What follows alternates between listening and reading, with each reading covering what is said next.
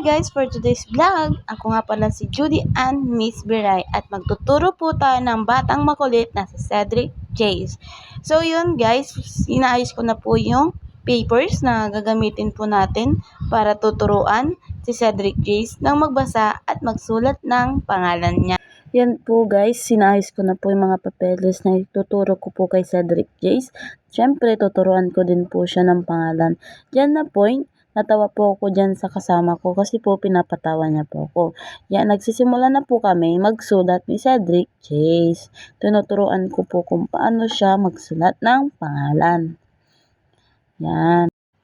Nagsusulat na po kami dyan. Hinahawakan ko na lang po yung kamay niya. Tapos, yan po, nagsusulat pa rin kami.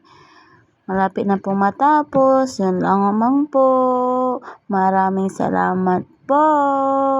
See you next video. Bye-bye.